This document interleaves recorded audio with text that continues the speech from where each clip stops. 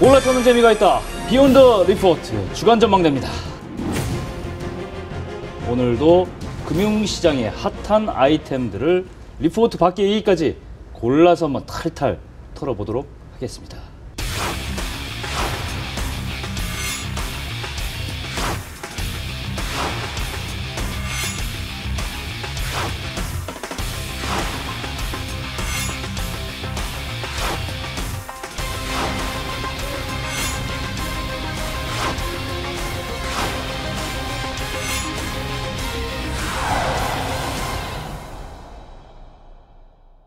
요즘 주식시장 안 하고 넘어갈 수는 없는 것 같은데 어마어마하게 많이 늘었어요. 싼 데다가 이익까지 상향되기 때문에 그동안 안 사다가 집중적으로 사고 있다. 피라티스 지금 700선에서 1000선이 좀 적어 보이고 높아 보이고 멀리 보이지만 힘을 강한 뭐 많이 너무 노출된 부분도 있지만은 쪽에도 그래도 좀 여전히 여력이 남아있다.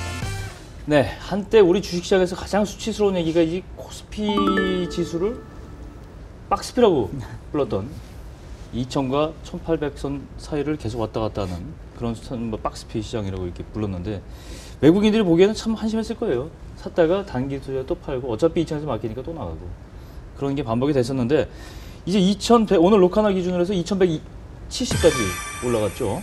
근데 올라갔는데 여기에는 일단 외국인 투자자들이 거침없이 매수를 한 효과가 발현됐다 이렇게 볼 수가 있는데 일단 외국인 투자자들이 지금 현재 시점에서 가장 우리 시장의 매력을 느끼는 요인은 뭘까요? 기본적으로 보면 우리 시장뿐만 아니고 아시아 증시 전반적인 그 증시가 좋다라고 할 수 있습니다. 왜냐하면 기본적으로 글로벌의 유동성이 많이 풀렸고요. 그 다음에 이제 어느 정도 신흥국 중앙은행들이 저금리와 통화 완화 정책이 촉매제 역할을 했던 것은 분명하다 이렇게 좀 볼 수 있겠고 최근에 유가 하락에 기여해서 어느 아시아 국가 공업국 쪽에 수혜를 볼 수 있는 게 무엇이냐고 했을 때 한국이 거론될 수 있는 그런 부분이 분명히 작용했다라고 좀 판단을 하고 있고요. 근데 이제 개인적으로 무엇보다도 최근에 미국 달러 자산의 약간의 강세가 주춤하면서 새로운 대응 자산으로 무엇이 있을까 했을 때 신흥국 주식, 그 중에서도 유가랑 저금리의 수혜를 보는 한국 주식의 매력도가 좀 더 부각됐다 이렇게 좀 판단하고 있습니다. 그렇군요. 외국인 수급의 이외에도 우리가 좀 그 일반적인 거 말고 우리나라만의 특성을 봐서 들어온다고 하는 요인들이 또 있을까요? 좀 특이한 점은 과거에는 외국인들이 들어올 때 신흥시장을 다 같이 사는 성격들을 좀 보였었는데 네.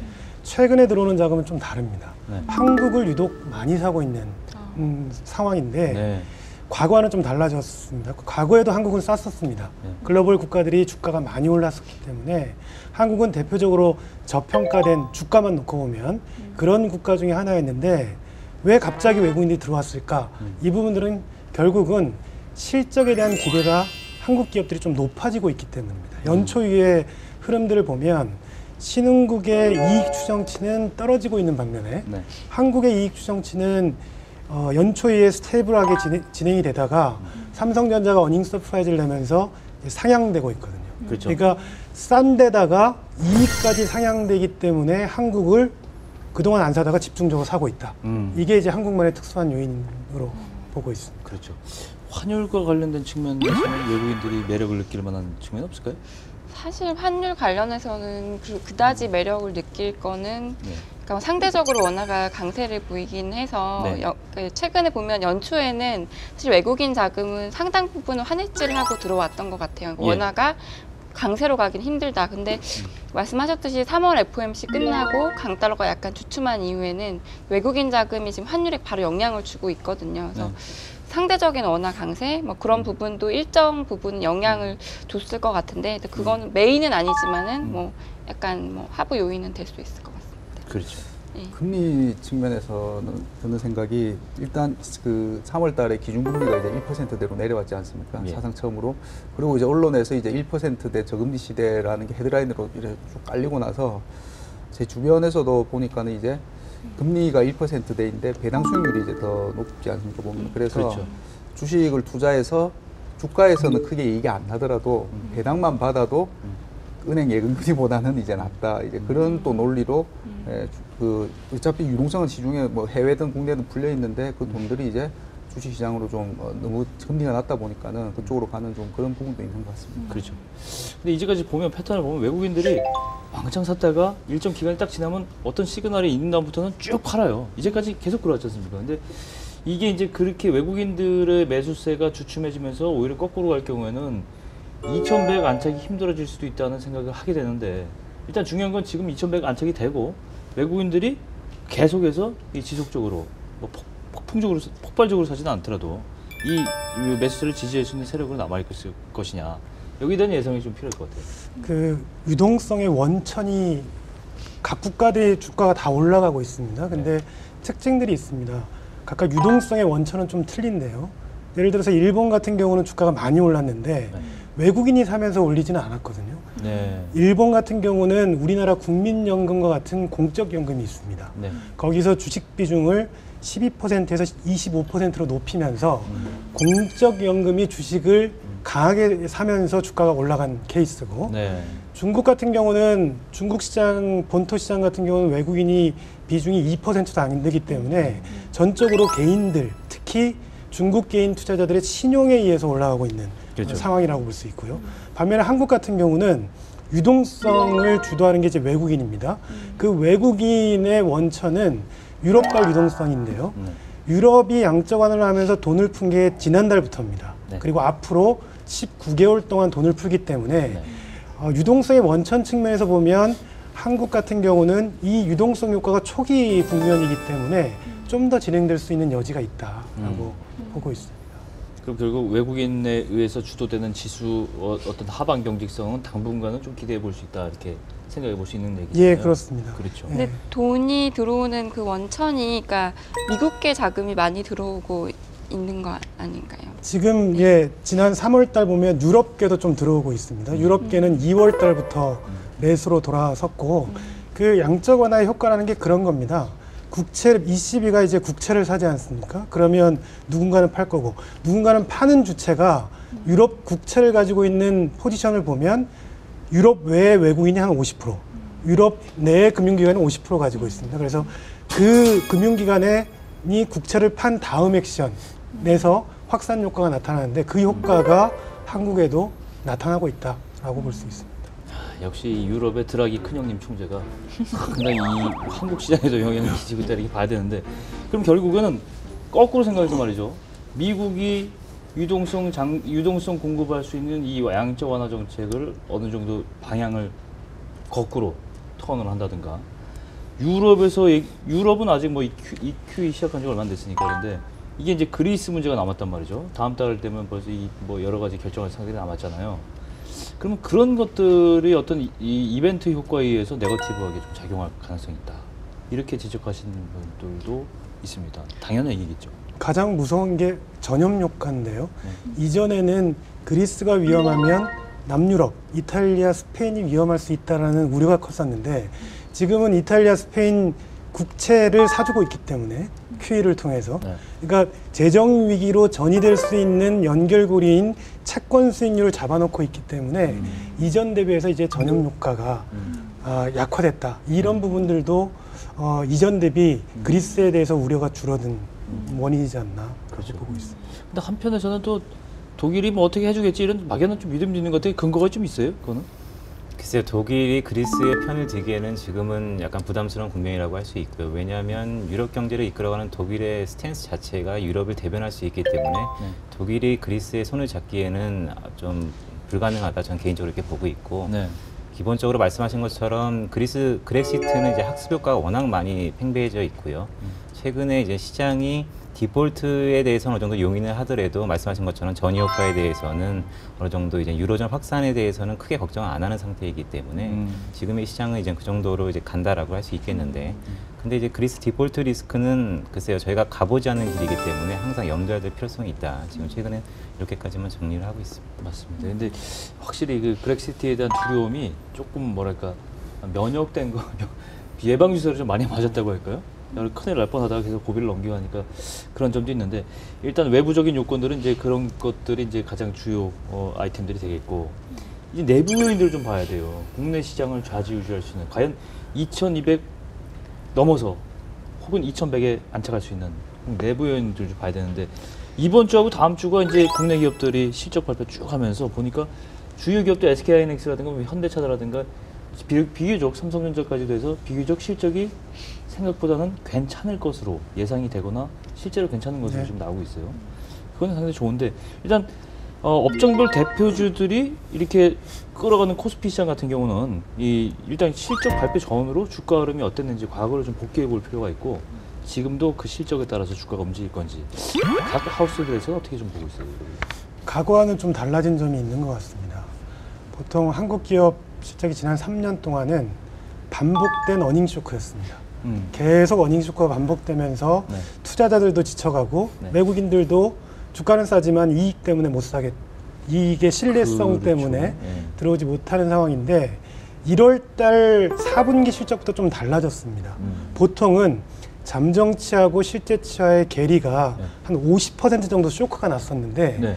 지난 1월 달 4분기 실적 때는 쇼크가 났습니다만 10% 수준 정도의 쇼크가 났거든요. 그래서 이전 대비 반복된 실망을 줬던 부분들을 극복했고 특히 이번 실적에서는 삼성전자, 뭐 대림산업, LG화학 뭐 이런 기업들의 실적이 예상보다 훨씬 좋게 나왔기 때문에 네. 이익에 대한 신뢰도 가장 한국 시장의 문제였던 이익에 대한 신뢰가 쌓이고 있다. 네. 이 부분들이 좀 달라진 게 아닌가 그렇게 보고 있습니다. 그렇죠. 특히 뭐 건설, 철강, IT, 화장품 이런 종목들은 굉장히 뭐 일단 실적 발표 후에 주가 흐름들이 좀 양호한 것으로 나오고 거기에 대한 어떤 좀 자신감도 있는 것 같아요. 일반 투자자들도 옛날에는 실적에 대한 어떤 자신감이 좀 결여됐다면 이제 실적들은 많이 보시는 것 같은데 실제로 실적에 대한 투자자들의 반응은 좀 예전보다는 좀 달라진 게 있나요? 체감은 좀 달라졌다고 보고 기본적으로 투자자들은 되게 심플하게 생각하시는 것 같아요. 일반적으로 말씀하신 것처럼 3년간 박스피에 갇혀있는 원동력 중에 하나가 실적에 대한 쇼크였는데 네. 최근에는 그전하고 달랐던 거는 유가가 워낙 많이 낮아졌던 측면이 결국 이익단에서의 어느 정도 드라이브를 걸 수 있을 거라는 막연한 기대감이 실제로 삼성전자를 시초로 해서 지금 최근 LGD까지도 해서 여러 가지 대표 기업들이 나와줬다는 데 투자자들은 좀 열광하는 것 같습니다. 그렇죠. 이 최근에 이 종목 얘기를 방송에서 해도 될런지 모르겠는데 아모레퍼시픽 얘기를 안 할 수가 없어요. 예? 주가가 최근에 다음 달 8일에 액면 분할을 하죠. 네. 10대1로 분할을 하는데 마지막에 정리된 가격이 380만 원이었어요. 이게 10대1로 나눠줘도 38만 원짜리 주식인데 굉장히 좀 비싼 주식이죠. 근데 이제 아모레퍼시픽 자체가 지수 상승에 기여하는 게 굉장히 높은 그런 종목이다 보니까 이게 아모레퍼시픽이 없는 기간 동안에는 과연 아모레퍼시픽을 대체할 주식이 있는가 뭐 이런 우스갯소리도 나오고 하는데 이게 우스갯소리만은 아니겠죠? 예, 아모레퍼시픽이 연초 이후에 지금 코스피가 258포인트 이상 올랐습니다. 네. 그 지수 상승 기여를 보면 꾸준하게 한 8% 정도. 네.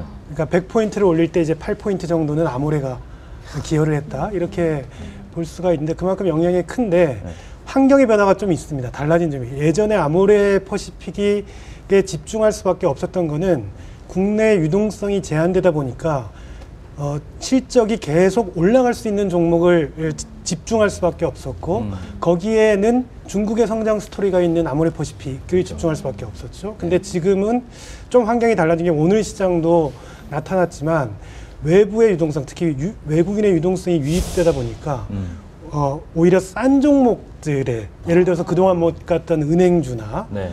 그리고 이제 자동차주 예. 이런 실적 대비 그리고 그동안 주목받지 못했던 소외됐던 종목들로 돈이 몰리는 현상들이 좀 나타난다는 거죠. 이거는 이전과는 좀 달라진 변화 그리고 유동성이 유입되면서 나타난 달라진 변화이기 때문에 이 외국인들 유동성이 여기서 좀 더 들어오게 되면 아모레퍼시픽에 대한 의존도는 이전 대비해서는 조금 약화될 수 있다라고 기대해 볼 수 있습니다. 그렇죠. 그 정도로 이제 중국인들이 아모레 화장품 많이 사잖아요. 사는 이유가 있습니다.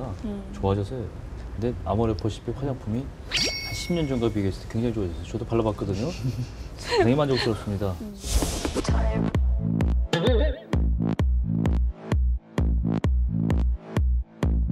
일단 아모레퍼시픽 얘기가 나왔으니까 말인데요. 2009년에 증시를 뜨겁게 달궜던 3대 업종 기억하세요? 전용은? 차화정. 그렇죠. 자동차, 화학, 정유잖아요. 요즘도 차화정이랍니다. 요즘은 다신 그 차화정이 아니고요. 차이나, 화장품, 가장. 그다음에 정보통신. 진짜로 그런가요? 이렇게 투자자들이 이게 종목군들을 이게 바꿔가면서 하는데 뚜렷하게 이렇게 또 다시 우연하게 차화정이 나왔는데 이 차화정 외에도 어떤 또 장세를 이끌어올 만한 종목들 좀 어떤 종목군들이 좀 있을까요? 바이오를 주목할 수 있습니다. 가장 많이 올랐고요. 코스닥 시장 내에서도. 근데 이제 바이오나 헬스케어 관련된 주식들이 올라가는 부분들은 미국과 좀 연관이 돼 있는 것 같습니다. 미국의 가장 상승을 끌어가고 있는 종목들이 헬스케어와 기술주이기 때문에 그렇죠. 그리고 미국에서 아직까지는 이제 과열의 조짐이 없습니다. 오히려 미국 헬스케어 종목 같은 경우는 이익 추정치가 계속 올라가고 있기 때문에 그런 부분들 때문에 한국의 바이오도 물론 종목마다 좀 실적의 차이는 있겠습니다만은 이 성장성에 대한 기대가 그만큼 높아진 반증이다. 예전에는 수출주에 대한 관심이 많은데 글로벌 경기가 워낙 계속 2, 3년째 안 좋다 보니까 뭔가 성장의 스토리를 찾고 싶어하는 욕구들이 그렇죠. 상당히 강해졌다라는 부분들이 말씀하셨던 차이나 그리고 이제 뭐 정보통신이라든지 바이오 이런 쪽으로 이제 표출되고 있는 게 아닌가라고 볼 수 있습니다. 김명군이 어떻게 보세요? 바이오 산업의 어떤 이 투자자들의 어떤 그 시각이라든가 이런 것들에 대해서 좀 괜찮다고 보세요? 일단 개인적인 소견부터 말씀을 드립니다. 네. 바이오가 되게 매력적인 주식입니다. 근데 잘 모르겠어요. 일단 어렵고 뭔가 어떤 산업을 전체적으로 분석해서 개인들이 들어가기에는 다소 좀 너무나 전문성이 필요로 하는 뭐 산업이다라고 할 수 있겠고요. 그렇기 때문에 최근에 어떤 정보의 뭐 불확실성이라든지 비대칭에 대해서 주가가 많이 반응을 하는 것 같고. 네. 근데 기본적으로 아까 말씀하신 것처럼 성장을 이끌어갈 수 있는 부분이 바이오 산업이고 거기에 대한 헬스케어에 접목됨으로써 바이오가 지금 최근 트렌드인 거는 맞는 것 같습니다. 그래서 여전히 종합해 보면 좀 매력적인 것은 분명하나 그렇다고 이제 쉽사리 들어가기에는 지금때 가격대는 좀 부담스러운 부분도 분명히 있다 이렇게 할 수 있겠습니다. 우리 김 파트장님은 보는 업종들 없으세요? 개인적으로는 금융업종 보고 있습니다. 그래요? 예, 뭐 은행, 증권을 보험증권, 예. 그래서 이제 은행 같은 경우는 앞서도 말씀해 주셨고요. 보험업이나 왜냐하면 이제 금리에 좀 제일 민감한 업종이다 보니까요. 근데 증권주가 이제 그 전에는 금리를 인하한다든지 금리가 낮아지면 이제 그 채권 평가이기 때문에 회사 증권사들이 사실 어떻게 보면 그걸로 버티고 있었고, 그렇죠. 예, 있다가 이제는 거기다가 주식 이제 거래 대금이라든지 이제 또 뭐 그런 부분들에서도 수익이 나면서 증권주한테는 뭐 이미 많이 올랐지만은 더더욱 이제 좋은 환경이 된 게 아닌가 싶고요. 보험업종 같은 경우도 이제 금리가 낮아지면 조금 좀 불리해지는 업종이라서 예, 그래서 이제 뭐 금융업종 주가 좀 가끔 보고 있습니다.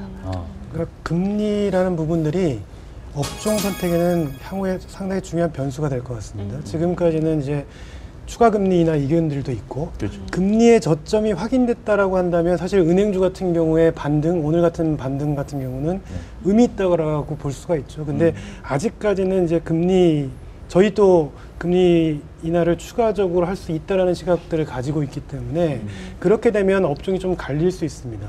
금리가 추가적인 인하 여력이 남아있다면 여전히 증권 건설 쪽이 더 좋을 수 있고요.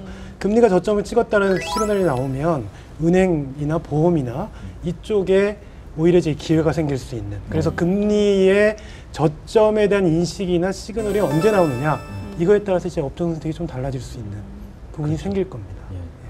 자, 그럼 펀드 얘기를 또 안 해볼 수 없는데 이 국내 주식형 펀드에서 계속 이제 그 자금이 빠져나가고 있어요. 좀 당연하죠. 왜냐하면 계속 봐서 이제까지 1,800 갔다가 2,000이 오면 다시 사람들이 샀다가 1,800 가면 다시 팔고 본전이 2,000으로 올라오면 다시 본전 차를 찾으려는 분들이 팔고 빠져나가고 있는데 지금 오늘까지 해서 15일 연속 순유치를 국내 주식형 펀드에서 자금이 나왔다 그러는데 이게 계속되면 어떤 주가 상승에 좀 발목을 잡지 않을까요? 그런 영향은 어떻게 보십니까? 일단 환매 자체도 자금이 빠져나간다는 입장에서 보면 발목을 잡겠죠. 근데 제가 알기로는 지금 정확한 수치인지 모르겠는데 러프하게 보면 지금 현재 한 35조 정도 유출이 됐다고 보는데요. 네. 과거 역사상 35조가 거의 맥스라고 저는 보고 있습니다. 그래서 다 빠져나왔다. 예, 좀 물론 빠져나갈 수 있겠지만 그 속도에 대한 그 여파는 좀 경감될 수 있는 수치가 분명히 있다. 사실 저도 몇 달 전에 이미 많이 털어졌다라는 기사 그 보고서를 봤었거든요. 그래서 이번에 아직도 털 게 남아 있나 좀 그랬었는데 별로 여지가 남은 게 별로 없다는 말씀이신 그쵸, 거죠. 뭐 지금 이제 일평균으로 한 1,200억씩 환매가 나오고 있는데 외국인들이 지금 일평균으로 거의 4천억씩 사고 있기 때문에 상쇄하고 게임이 안 되고 있는 네. 거죠. 네. 외국인의 힘이 압도적으로 이제 강한 상황이고 네.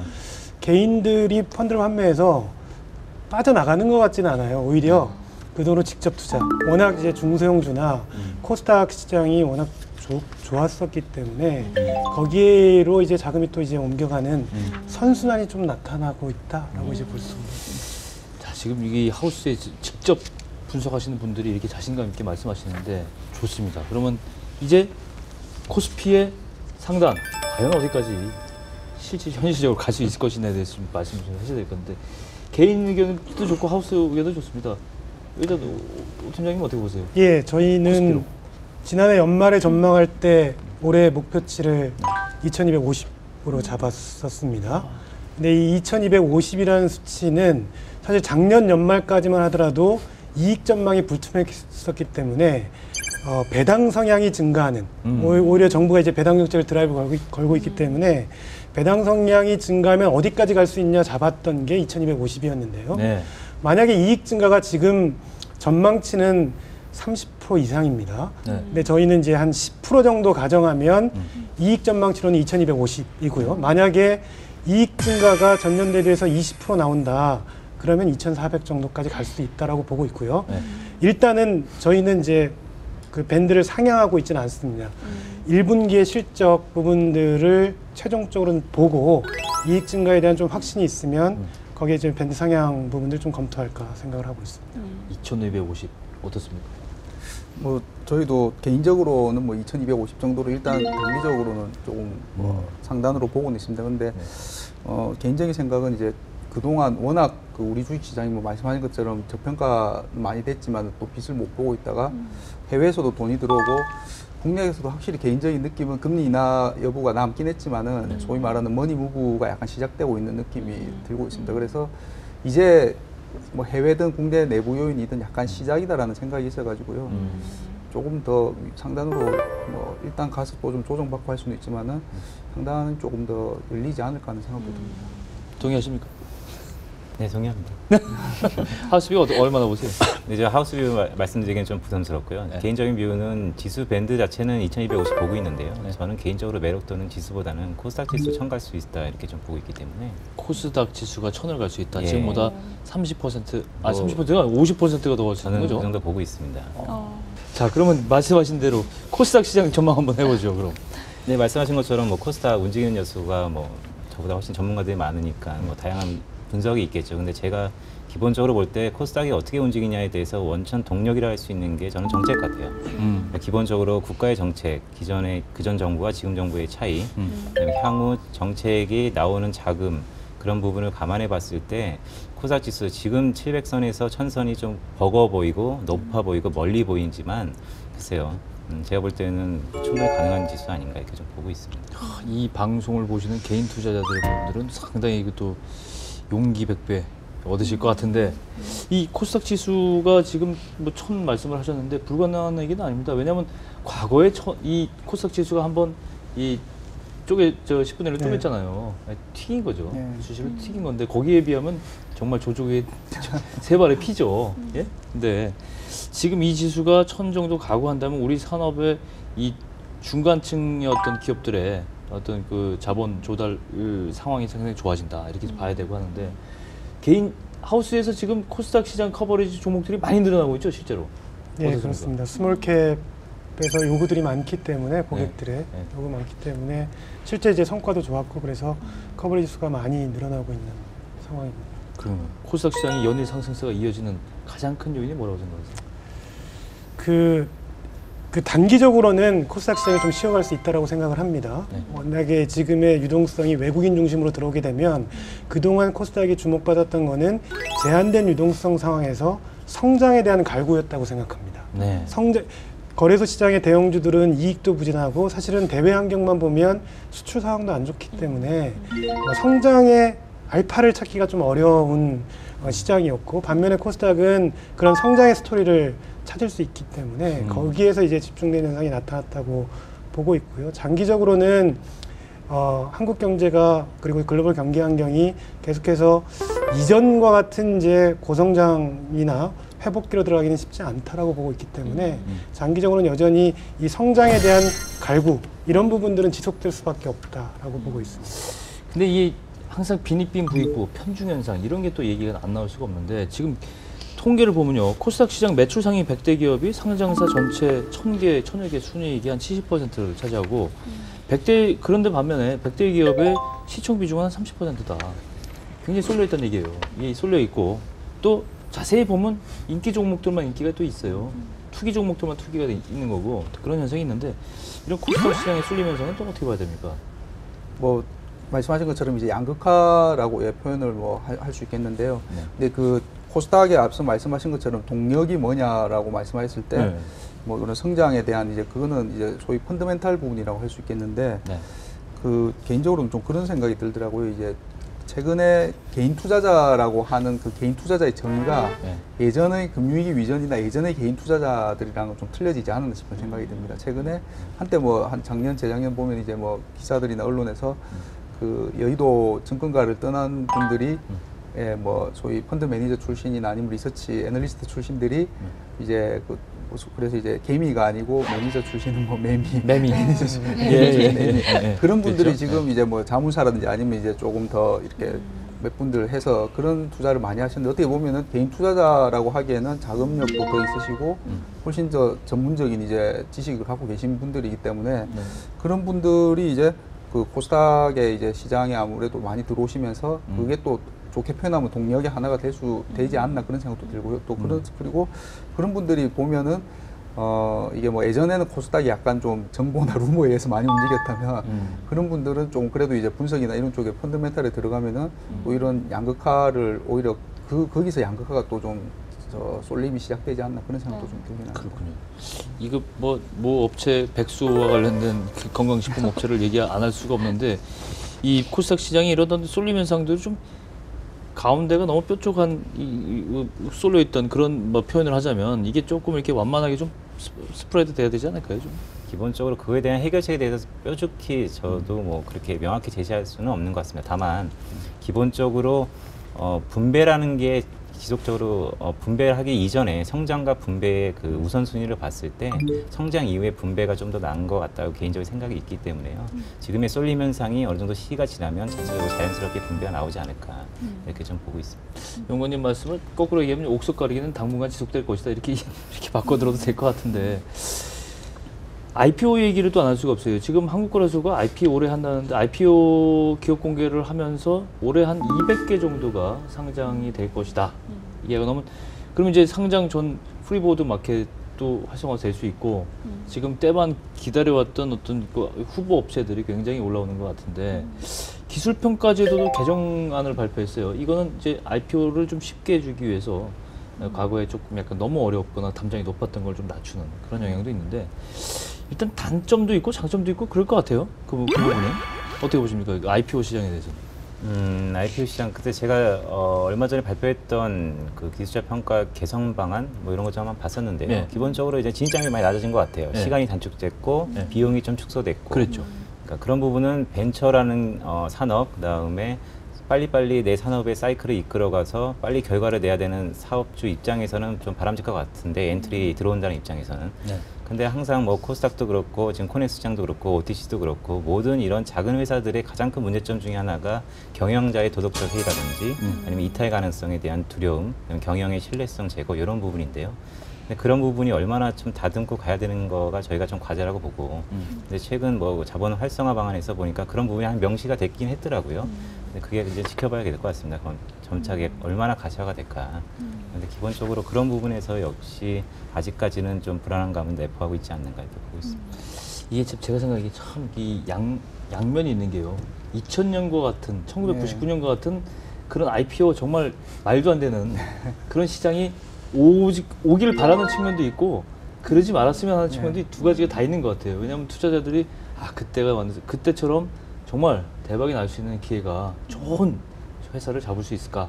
근데 사실 그때 좋은 회사는 얼마 안 됐잖아요. 네. 주가가 좋았던 회사는 좀 많은데 그것도 단기간에 금방 사라졌고 그런 의미에서 보면 IPO 시장을 활성화하는 것은 여러 가지 지금 제도적으로 정비를 많이 해야 될 거는 같아요. 근데 IPO 시장이 활성화되는 게 확실히 좋겠죠, 그래도 증권 전체적으로. 예, 전체적으로 뭐 기업 입장에서 그렇고요. 좋은데 다만 과거의 경험을 보면 그런 부분들이 좀 꼭지 어떤 버블의 정점을 찍는 예. 어떤 징후, 신호로도 이제 작용을 했다는 점에서 네. 그게 과도하게 많아지면 네. 이제 경계의 신호로서 좀 볼 필요가 있는 것 같고요. 근데 아직까지는 뭐 그런 시그널이 나타났다고 보기는 좀 어렵다고 생각을 하고 있고, 코스닥 내에서 자체적으로 시장 분류를 해놓은 게 있습니다. 우량 기업, 그다음에 벤처 기업, 중견 기업, 기술 성장 기업. 네. 이 기술 성장 기업이 적자임에도 불구하고 기술 특례로 들어올 수 있는 기업들이 속한 데인데요. 네. 거기가 올해 70% 이상이 올랐습니다. 가장 많이 오른 시장부가 그만큼 이제 성장이나 미래의 어떤 헬스케어가 많이 포함되어 있는데요. 거기에 대한 어떤 시장의 요구들이나 그런 수요가 그만큼 많다라는 점도 또 그에 맞게 그런 쪽을 좀 활성화시켜 줄 필요가 있다고 생각을 하고 있습니다. 그렇죠. 파 팀장님 어떻게 보세요? 코스닥 시장의 전망치를 어떻게 보세요, 하우스에서는? 저희 뭐 사실 하우스에서 코스닥을 따로 지수 전망은 예, 안 하는 걸로 알고 있습니다. 근데 그 앞서 뭐 천 얘기도 하고 있는데 개인적으로 거기까지는 모르겠고요. 네, 그 말씀드린 것처럼 일단 개인이 예전 개인과 좀 달라졌다는 부분과 그리고 어쨌든 머니무브가 이제 시작이 된 것 같고 그게 이제 코스피로 가든 코스닥으로 가든 이제 어쨌든 지금 안전자산과 그 자금의 이제 시중 자금의 단기 부동화라는 말이 그동안 워낙 많이 나왔지 않습니까? 보면 그 돈들이 일단 뭐 부동산이든 물론 이제 매크로는 아직 안 돌아선 것 같지만 사실 근데 지금 중국 증시가 매크로가 좋아서 좋은 게 아니지 않습니까? 그렇죠. 그것처럼 우리나라도 그런 약간 조짐이 보이기 때문에 좀 단기적인 조정은 있더라도 상승세 자체는 좀 이제 계속 뭐 좀 되지 않을까 싶습니다. 그렇군요. 코스닥 시장의 투자 전략이 있다면 어떤 것들을 좀 권고해 주고 싶으세요? 글쎄요, 성장 트렌드에 따라가야 되지 않을까 좀 조심스럽게 생각을 하는데요. 네. 기본적으로 성장을 담보하는 코스닥이고요. 네. 어느 정도 지금 최근에 기술자 평가라든지 여러 가지 제도, 기반 제도가 많이 개선이 됐기 때문에 네. 어닝이 나면서 성장을 담보하는 종목을 찾아라 이렇게 좀 권고를 해드리고 싶습니다. 역시 왜냐하면 실적. 그렇죠. 최근에 코스닥에 대해서 그냥 두려운 건 딱 하나 같아요. 많이 올랐다는 것과 그 전에 2000년도에 데자뷰가 있지 않을까. 근데 그때랑은 좀 상황이 다른 것 같고요. 그때는 실적이 받쳐지지 않던 코스닥이었다면 지금은 거의 뭐 작년 기준으로 한 12조 정도 어닝이 나오고 있는 코스닥이기 때문에 즉 실체가 있는 코스닥이기 때문에 그때하고는 좀 체감이 많이 다르지 않을까 이렇게 좀 보고 있습니다. 그렇군요. 좋을 때 사실은 출구 전략은 사실은 출구 시점에 잡으면 잡기가 좀 어렵거든요. 그런 측면에서 뭐가 위험의 신호일까 이런 부분들은 항상 염두에 둬야 될 것 같은데요. 그런 측면에서 보면 코스닥의 강세는 코스닥만의 자체적인 현상은 아닙니다. 미국의 기술주, 헬스케어의 강세 부분들이 2, 3년 이어오면서 파생돼서 나타나고 있는 현상이라고 저희는 이해를 하고 있고요. 그렇기 때문에 미국의 기술주들, 특히 헬스케어 종목들의 주가 동향이 가장 좋은 인디케이터다라고 보고 있고요. 특히 그와 관련된 M&A의 거래 금액이 상당히 많이 늘어가는, 예를 들어서 2000년대의 피크가 월 단위로 한 7천억 불 정도의 M&A가 일어난 게 피크였습니다. 네. 그 정도 이상으로 좀 일어나면 그러면 좀 이상 징후의 신호들로 판단해 볼 수 있는 게 아닐까 생각을 하고 있습니다. 그럼 업종을 좀 헬스케어 쪽을 말씀하셨는데 보시는 좀 약간 긍정적으로 보는 업종이 있어요?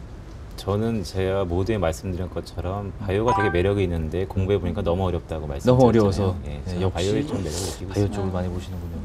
어떠십니까? 어떠십니까? 주식을 잘 몰라서 그렇지만은 그냥 최근에 트렌드는 어쨌든 가장 아까 뭐 차등 중에 하나인 이제 전자결제 뭐 그쪽 핀테크 그쪽이 이미 뭐 많이 너무 노출된 부분도 있지만은 그쪽에도 그래도 좀 여전히 여력이 남아 있지 않나 싶습니다. 오 팀장님 아까 코스닥 전망치는 제가 안 여쭤봤는데 네. 어느 정도 봐야 됩니까? 저희가 전망치를 따로 제시하지는 않고 있고요. 개인적이라도 좋습니다. 뭐 800 정도까지는 무난하다라고 생각을 하고 있습니다. 여전히 여지가 좀 네. 있군요. 그러니까 정리해보면 코스피보다는 코스닥 쪽에 지수 상승 룸이 더 있는 거예요, 그죠?